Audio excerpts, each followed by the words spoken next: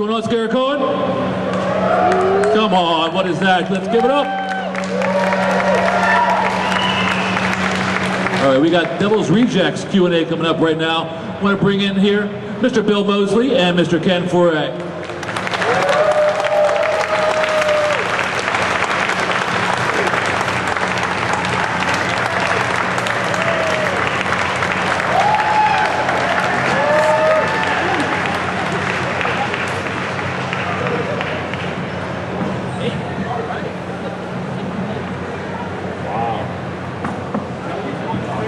Hello, hello, hello. Hang on the clip, relax. Lean back, relax. All right. Yeah, that's it. It's going to be a 4-hour. Yeah. It's going to be a while. Feeling good. All right, Bill, I wanted to talk to you first. One question about House of a Thousand Corpses. Okay. The end with Dr. Satan, was that a dream or did that actually happen? The end with Dr. Satan? That's a Rob question. I have no idea. But I do know that, that the original end of House of a Thousand Corpses had a lot less production value. And that I think Universal, who produced House of a Thousand Corpses, originally at least, I think they wanted, they liked what they saw, so they gave Rob some more money. And he ended up with the Bone Chapel and Dr. Satan's waiting room and Earl with the red, you know, the red monster with the pudding coming out of his face, and all that kind of stuff. So that part was, it could have been a dream. I don't know. What do you think? Dream? Groundless support. I don't know. Nobody cares. It's a good question, but yeah, I don't have an answer to it. So, Bill, talk about the evolution of Otis from Corpses to Rejects. Well, yeah, let's, first of all, I want to acknowledge, you know, Ken Foree, folks. And I don't want him to feel like I'm getting all the questions. Because Ken, I'm only here to support Bill. Ken can get a little pouty, and so I want to make sure that he's taken care of here. Yeah. With Otis in the original, originally I thought that Rob wanted basically a reheated Chop Top, because he was a big Chop Top fan. And when he introduced me to Otis, at first, I remember there was a producer named Danielle, I forgot her last name, who thought that I was too fat to play Otis. And I'm not a fat guy, but so they put me on a diet. This was for House of a Thousand Corpses, because the way Rob had sketched Otis was very bony. And so they put me on a diet where it was nothing but like hamburger patties and broccoli. And I was not allowed to eat cookies. And so I got all shrunken up and everything and played Otis that way. And that's why Otis wasn't really a happy guy in House of a Thousand Corpses. Otis was radically different in Devil's Rejects. He became kind of, an Allman Brother. For some reason, I was no longer an albino. Now I was like ruddy. I had a beard, and apparently House of a Thousand Corpses ends, and Devil's Rejects picks up at about, maybe not more than a week or two after House of a Thousand Corpses ends. But somehow now I've got a beard, I'm not an albino, I got blue eyes instead of red eyes. I don't know what happened there. And no plate, no plate. Well, that was a different movie, but it was a radical change. And I wasn't as crazy as I was in House of a Thousand Corpses. I was more gritty and real. So those are all Rob questions, like what changed in his mind about it. But I was glad to play Otis. I finally got Otis about 6 weeks after we had finished shooting House of a Thousand Corpses. We wanted to add some more stuff, so we did the Run Rabbit Run scene. And that's when I finally got Otis. Like, oh, wow, that's Otis, like hunting humans ain't nothing but nothing. They all run like scared little rabbits. Run, rabbit, run. Run, rabbit! And it's like, oh, that's Otis. So that's kind of what I brought to Devil's Rejects, that final enlightenment. So, Ken, Ken, Yes. so yes. Ken, We were in LA and you told a little funny story about how you received the script and how it sort of sat somewhere for a while. So why don't you tell us about that and how you got involved in the film? Oh, gee, that's so embarrassing, man. I got a script called The Devil's Rejects, written by Rob Zombie. And as you know, I have some connection with Zombie in my history, vaguely. And I thought, this has got to be a fan, and I threw it in the corner, and it stayed there for about a month. And my agent called and said, did you read that script? I said, what script are you talking about? Which one? He said, Devil's Rejects. Devil's Rejects? Yes, Rob Zombie. I said, that's a real person? He said, yeah, read it. I said, okay. And I read it, and I called him back. I said, this is really, this guy is really named Rob Zombie? He said, yeah, and he's not a fan. I said, no, he's a rock star. I said, really? Okay, and that's how I got, that's how I got involved. I had a meeting with Rob for about 15 minutes in his office. He said, yeah, we like, okay, done. And that's just how I got involved. So that was basically it. But I had no idea that he was a rock star. I didn't know his music. I'm a Motown guy. what? So, Motown. And but I've since become a fan of his music. I've attended a few of his concerts, and I love his music, and I like rock. So it was a good experience all the way around. So yeah, that was it. Any other questions? So Ken, I actually have a Yeah, question. yeah. Oh, for you. good. Somebody. How rigorous was the backstory and your preparation for being able to run a brothel in Reject? How difficult Ken has a lot of experience. How difficult was it for me to run a brothel? I had no experience. I think Morgan Freeman played a pimp. And what was it? Anybody remember the name of Morgan Freeman's film where he played that pimp? It was a great film. Do you remember it? Oh, it was fantastic. You remember that film? Nobody remembers the film where Morgan Freeman played the pimp? Black Snake Moan? That's Christopher Reeve played the investigative reporter that was writing a story about this pimp's life. We're going to IMDb. Keep talking. Guys, wait a minute. One guy. He knows. Out of how many people here? 500? This is bad. This is really bad. Christopher Reeve. Before Chris got, tell us.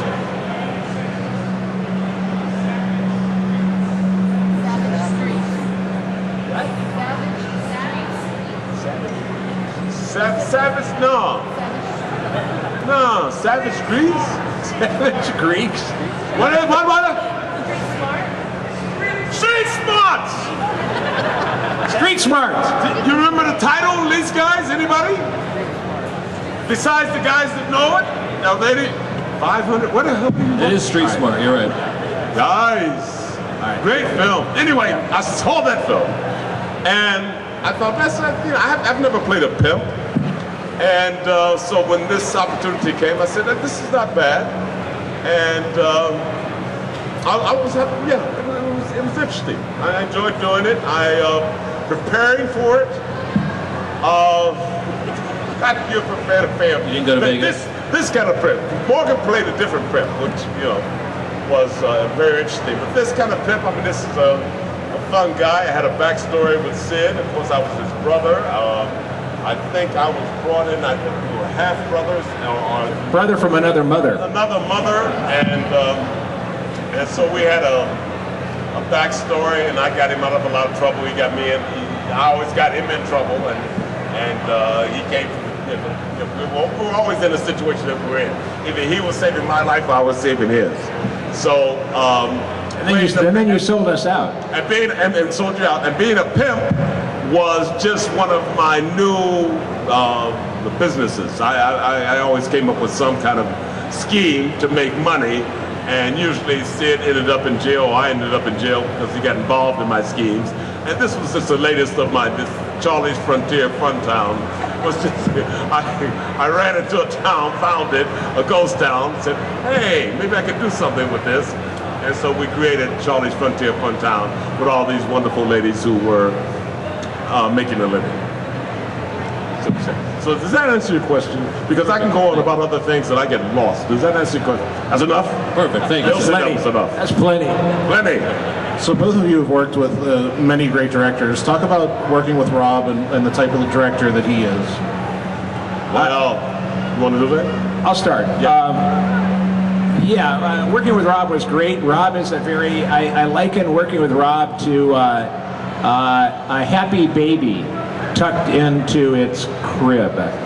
Because a baby, those parents know that a baby really likes to be tucked in tightly and securely.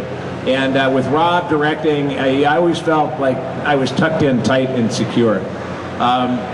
He's a great storyteller, and he really is very good psychologically. He knows how to handle different actors with different temperaments and get what he wants. He's very clear about what he wants and gets it. The other thing I always like to say about Rob is that he always had good catering. And I think that was probably something from the rock and roll travel business, is that that the Army runs on its stomach, as they say, and if you're trying to squeeze another scene out of people at 4 in the morning, everybody's tired and cold and wants to go home, give them some good food. Don't give them some shitty cold pizza. Give them some good food and you're going to get a good scene. And Rob knows the secret to that, so if you ever get onto a Rob Zombie set, you're going to eat well. That was the first thing I noticed. I said, gee, this is a great lunch. I mean, he had everything. It was laid out. It was like 20th Century Fox at Tom Cruise. And it was just, they had, and as a matter of fact, I made a deal. Did I take stuff home? Oh, no. I made a deal with the chef. So, I said, I'm going to feed the kids tonight. I got to take some. I said, you give me a little something. And I gave him $40, I said, here, and he'd give me a couple packages, styrofoams, 3 or 4 of them every night to take home. So it was about 4th of July or something. 4th of July, we were shooting 4th of July weekend, and we were just getting ready to break. And I had been doing this for, I guess, 3 weeks or something like that, 2 weeks. And he said, and the chef said, so what are you doing for 4th of July? I said, well, we're going to do regular things, barbecue, have a little fun, little family thing. He said, okay, I'm going to have something ready for you when you leave. The guy, prime rib,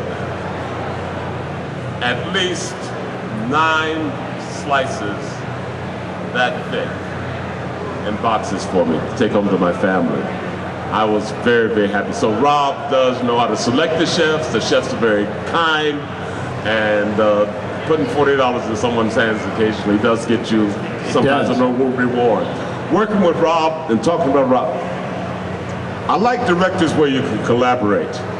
I like directors who say, show me what you got, or do something different, or do something wild, or let's do something crazy, or I'll make, and as a matter of fact, in Halloween, when I come in as Joe Grizzly and I go to the mirror, Rob wanted me to do a spin.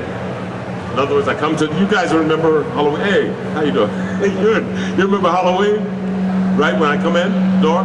Oh yeah. I look in the mirror, I do something like this, like I'm good looking or something.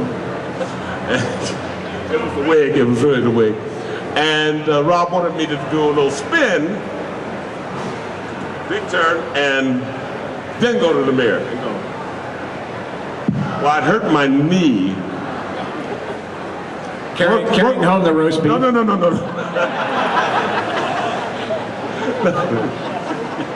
Yes, the wheelbarrow. Don't anybody tell Rob. No. I hurt my knee getting ready for Tyler Maine. I knew I was going to fight a 7-foot guy.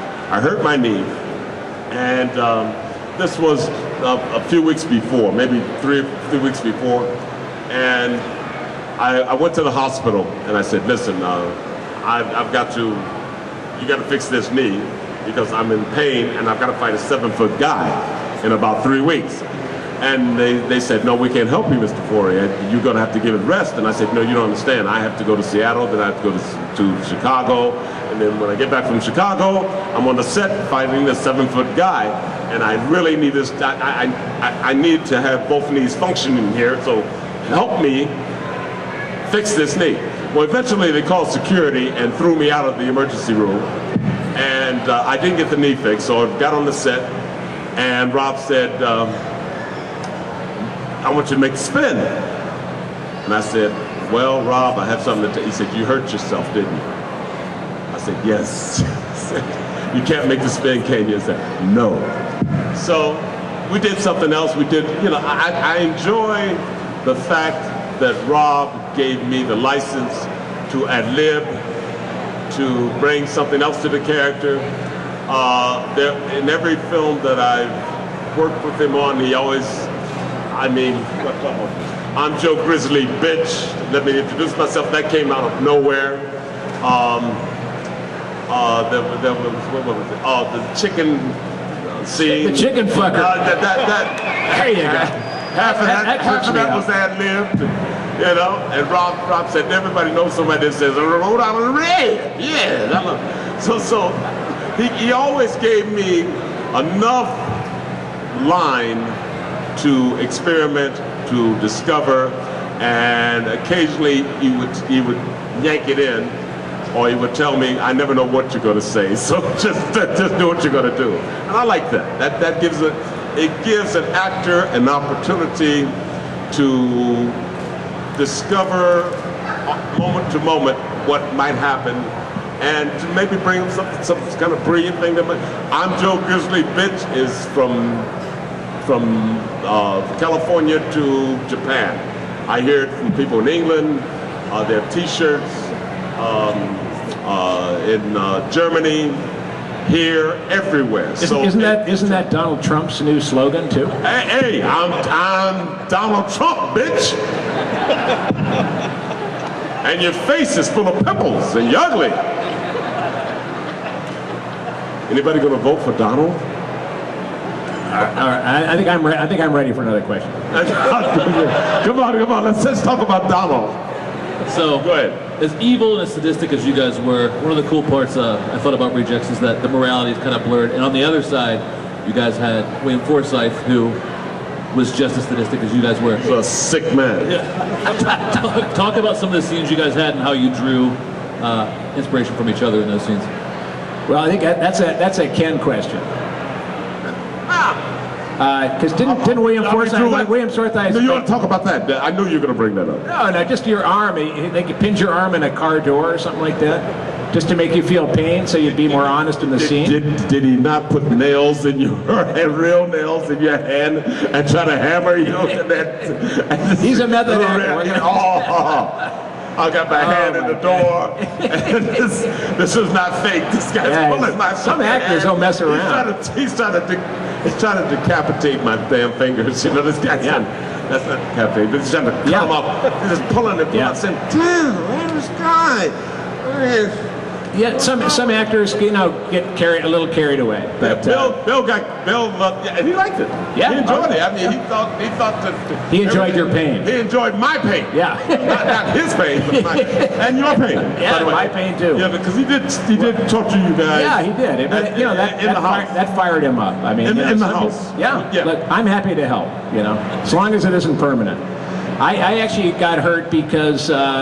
The big pain I suffered in Devil's Rejects was when Diamond Dallas Page has thrown me out the window of your little, your little bungalow. He talked about this for a week. I was in the bungalow with E.G. Daly in our great scene, which is actually best seen in the deleted scenes of the Deluxe version of Devil's Rejects. Anyway, so Danny, all of a sudden I'm looking up and there's Diamond Dallas Page. He throws me out the window, and I get out. I'm on my knees, hands on the knees, And Diamond Dallas Page comes up. He's the former, world wrestling heavyweight champion, twice or 3 times. And he comes up and he's supposed to kick me in the ribs to, make me docile or something, or hurt me, I guess. And so, I'm down there, and they say action, and Diamond Dallas Page, all 7 feet of him, he kicks me in the ribs, and I'm thinking he's like a professional wrestler, so he's going to know how to make it look good, but not really kick me in the ribs. And instead, he, I guess, got a little excited, like Bill Forsyth and some other actors. So, they get into it, and he kicked me in the ribs. And I was like, oh. So I wasn't really acting. And then he was so unhappy. Sid and I heard it for at least 2 weeks about how this guy, he kicked me in my ribs, man. I can't well, he's hurting me. This yeah, guy's... but then after he's kicked me in the ribs, then Kane Hodder, who was our great, he was our stunt guy. That did nothing. And Kane came up and said, "Do you want a?" I was like, "Ow, that hurt." And Kane said, "Do you want a pad?" And I went, "Yeah," a little late. So now he's put a pad in there, which was basically like it was like a piece of plywood. And now Diamond, and they say, let's take that again. So now Diamond thinks, well, he's got a pad. Now I'll really kick him. And of course, like putting a piece of wood on your side, it fucking hurts if you've already been kicked. So that was, I was complaining a little bit. It took me about literally 6 months to It feel was a lot of complaining, and we had to hear it every day. Well, between your little crushed hand in the window and my ribs kicked by the world wrestling champion. Yes. I didn't have my little hand in a car window, man. I was kicked by the champion. Yes, but the champion our boy had bad intentions. Yeah, Forsyth had bad intentions. He really true. enjoyed it. Diamond was just doing his thing without consciously knowing that he's hurting. All right. But Forsyth grinning and going, hey. Well, I think he was getting into character. I mean, again, there are a lot of actors have different approaches to get to that place, and he obviously had one that took him through Painville. Yeah, Wasn't there? I wish I'd have known before I got on the set that day. The first. we love them, by the way. I love DDP. No. He's a fine actor, nice guy. DDP. We love William Forsythe. He's in We just know what to Michigan do right next now. time we work with him. Yeah, we love that guy. Love him. Don't get near my goddamn hands and don't touch me. Ken's going to have him over for ribs. That's fine. No, that's me. That's fine. That's fine. Just don't touch me. Yeah, chicken fingers. Go ahead. Well, Bill, wasn't there? Didn't you cause some pain to someone, Mary Warnoff, in the? Yes, I did. I will admit it. I had a scene where Baby and I have escaped from the house, and we're driving. We're walking. Actually, we're wading through a swamp. And we come to a road, and Baby lies down, and a waitress drives her car and stops and gets out and tries to help her, and I come up and stab her in the back. And we take her car and leave her for dead.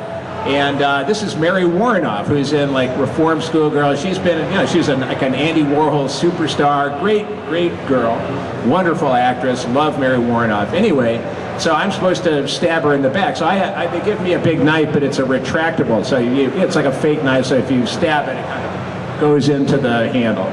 And anyway, they say, okay, so let's stab Mary Warnoff, action.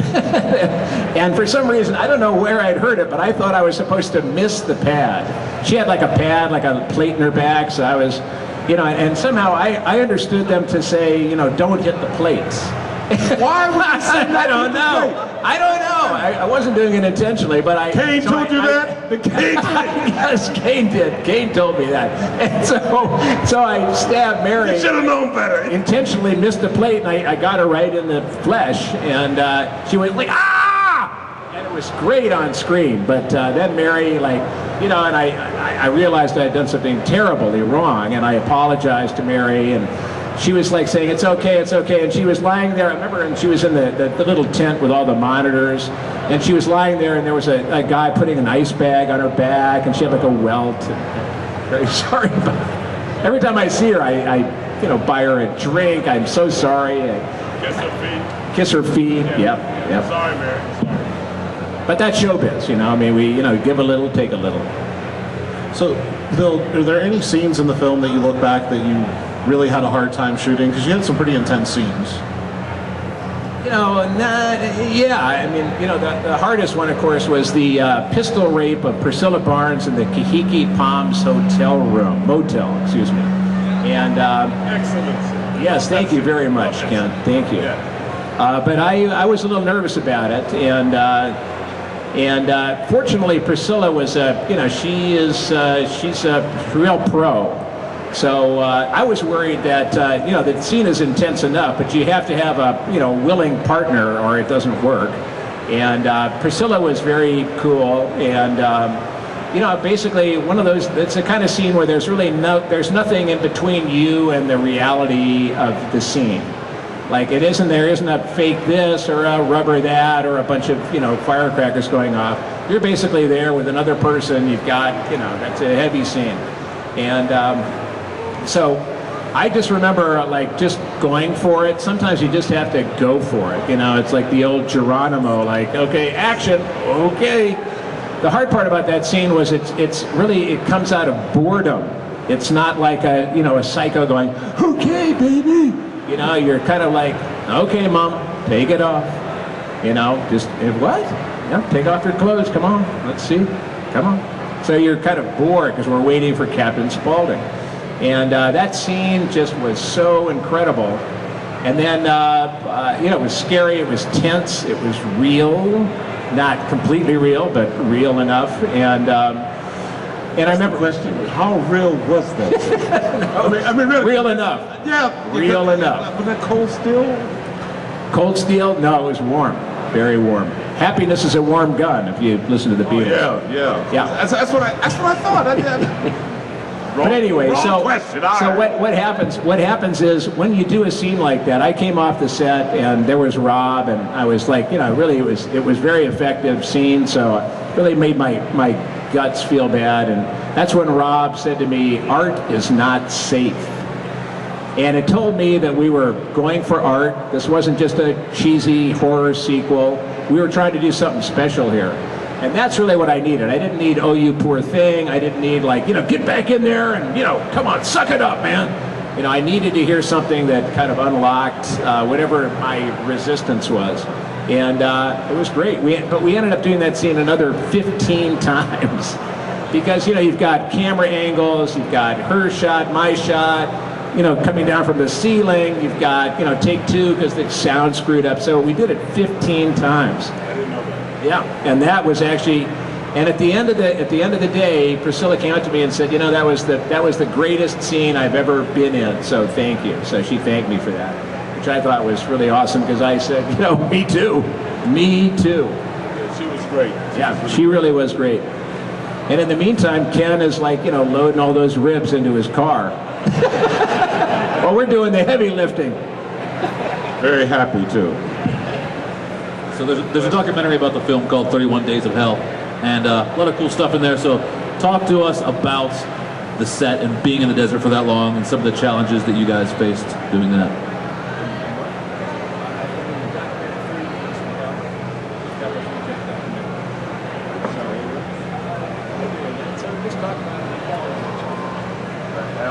Didn't you have to snort vitamin B12 or something? Oh, that was it.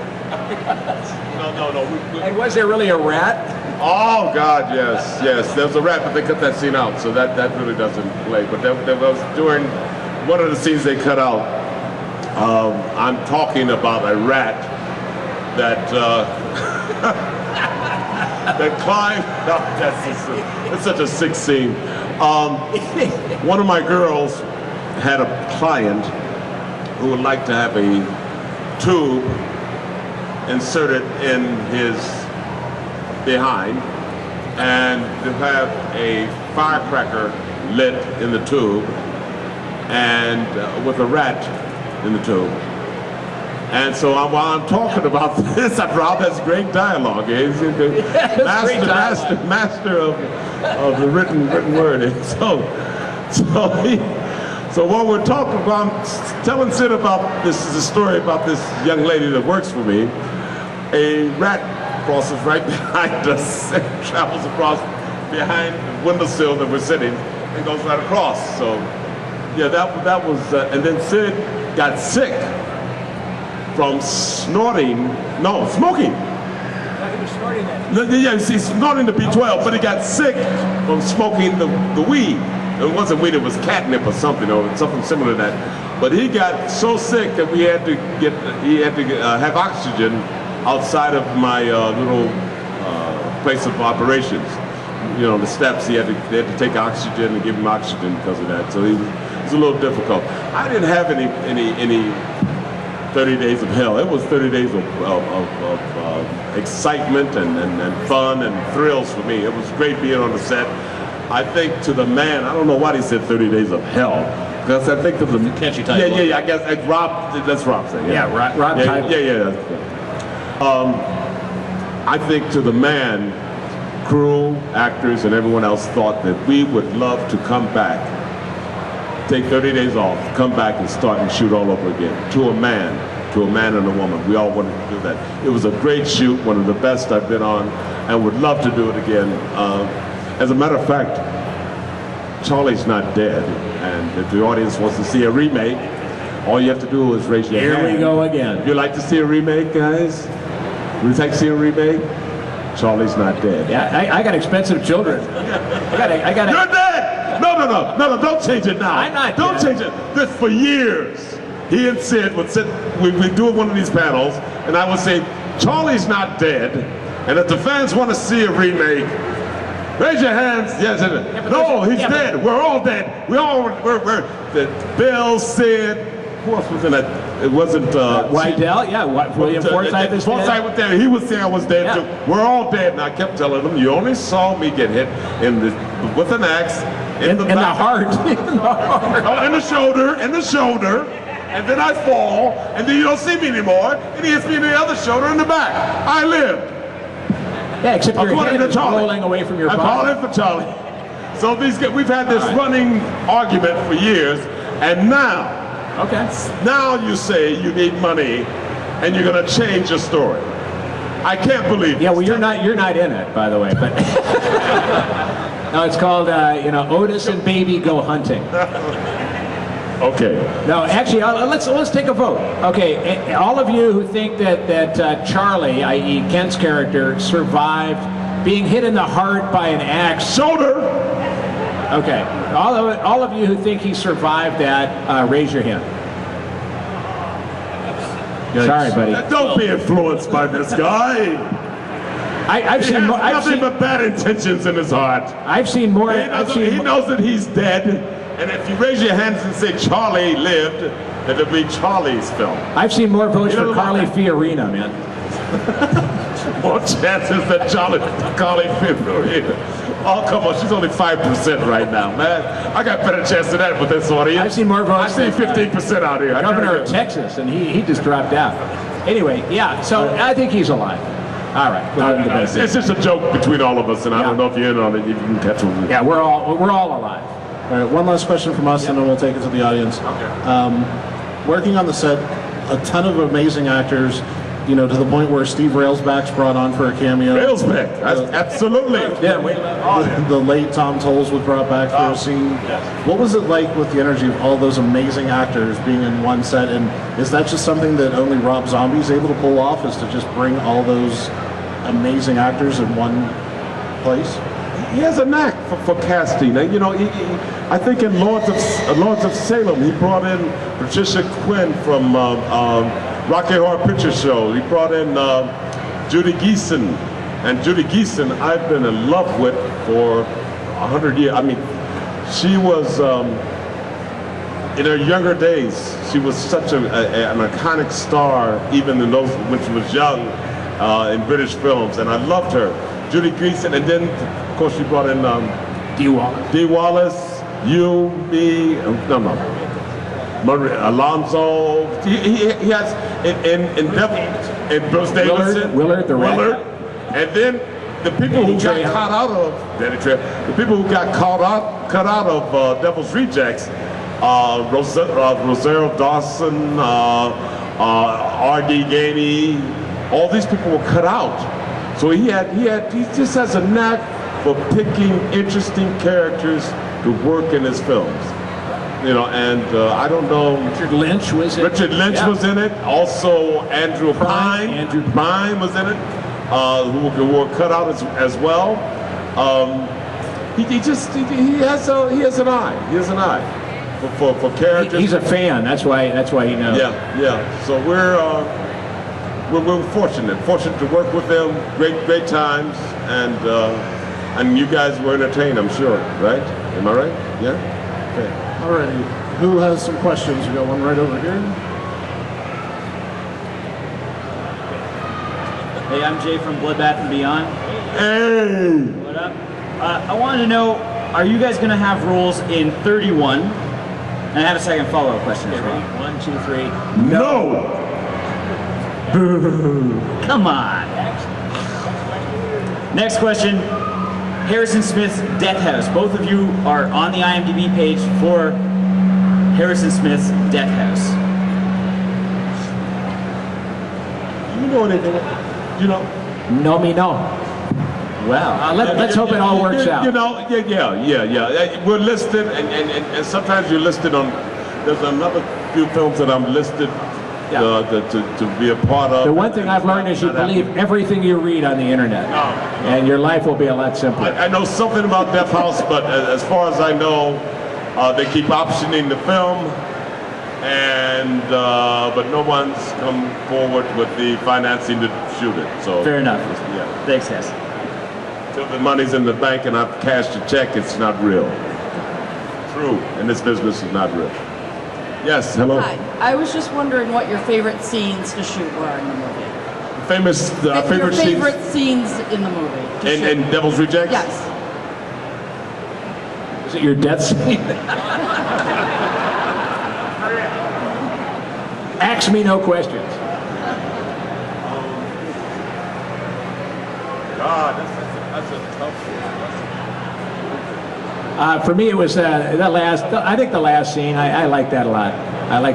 And just deciding that we were just gonna just charge the cops and just shoot it out.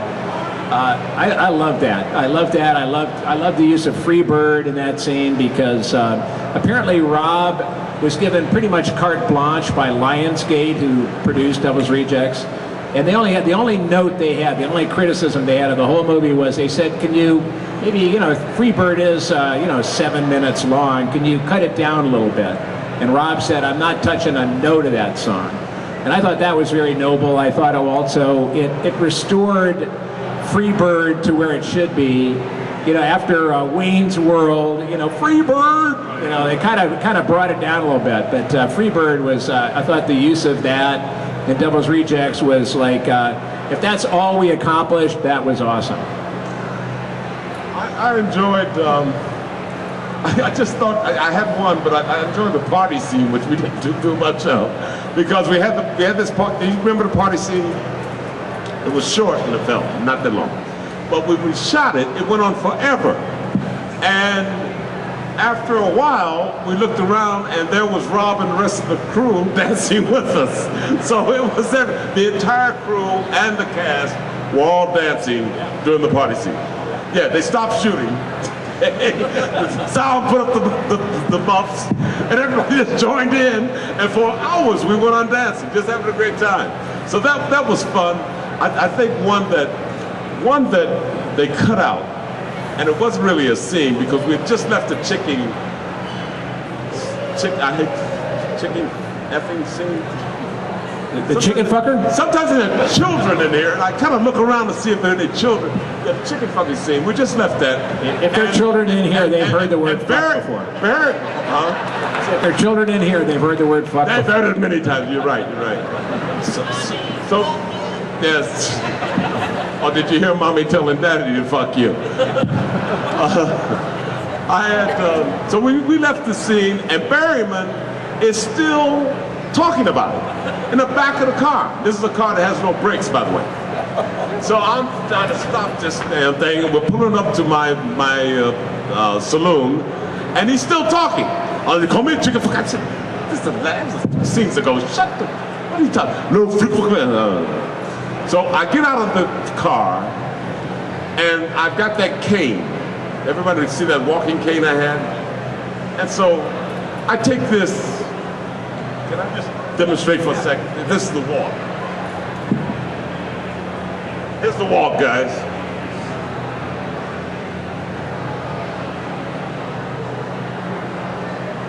I'm really pushing out the cane, doing my thing, walking from the car to my saloon. I get to the steps of the saloon, stick it in, and the cane gets stuck. So I just keep going, and the cane is in the shot doing this. And I said, keep it, that's great.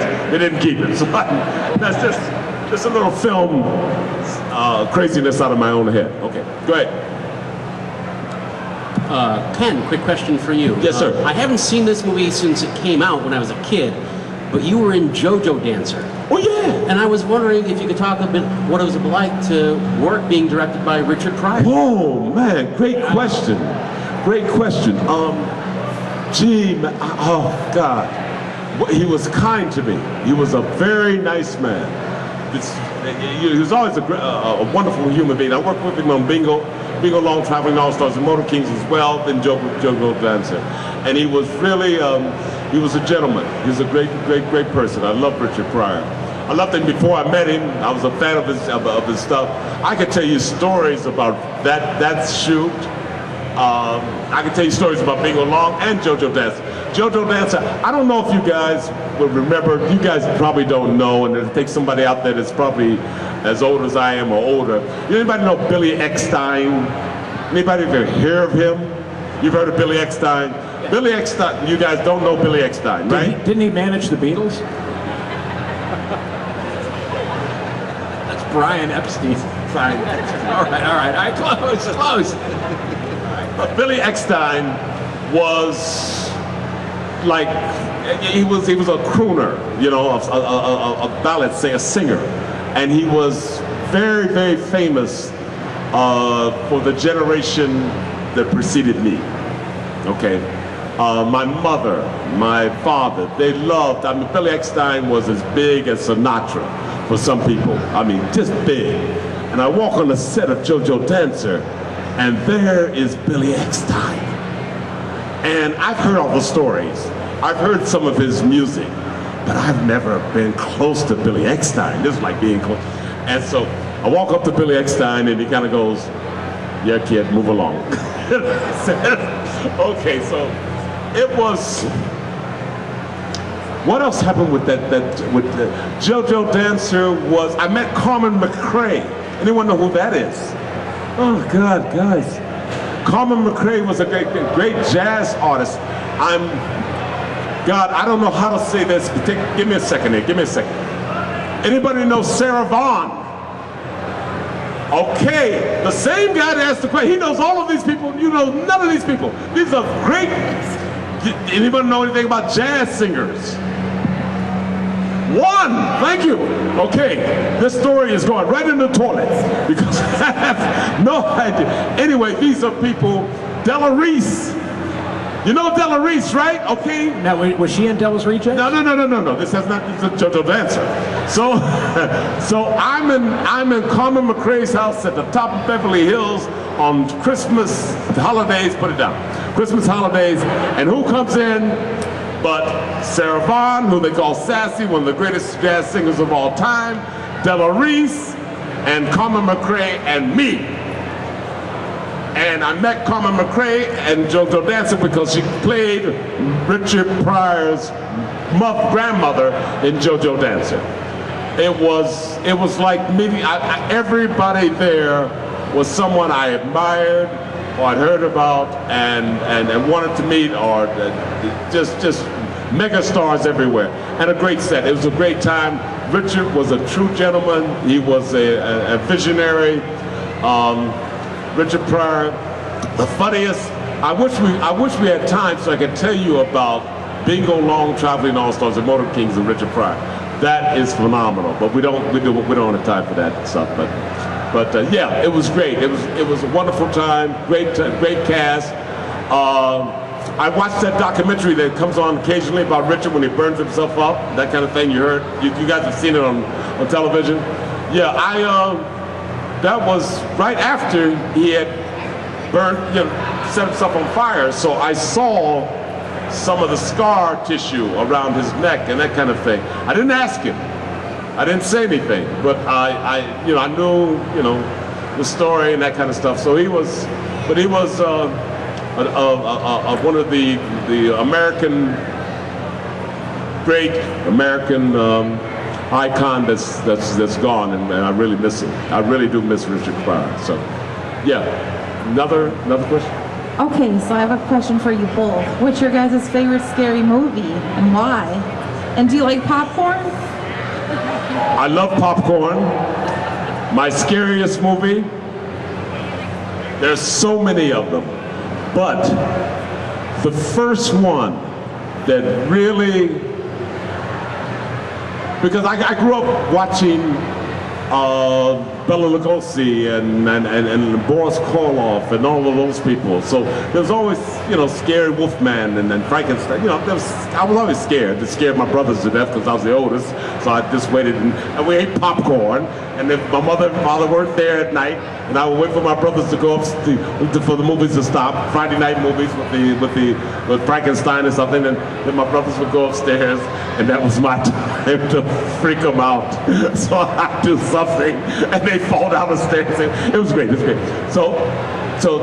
the one I love, and the one that made the most impression, and I say this with all honesty because it sounds like this is a setup, but it's not, was Night of the Living Dead.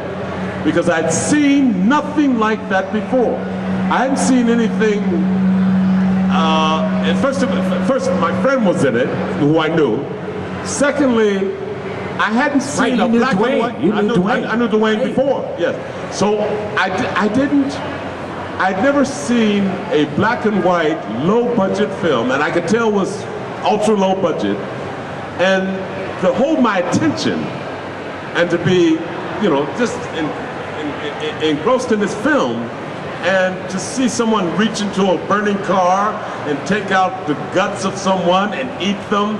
This is a first for me, and all the zombie. It was a film that made a very strong impression on me because it was low budget and it held me.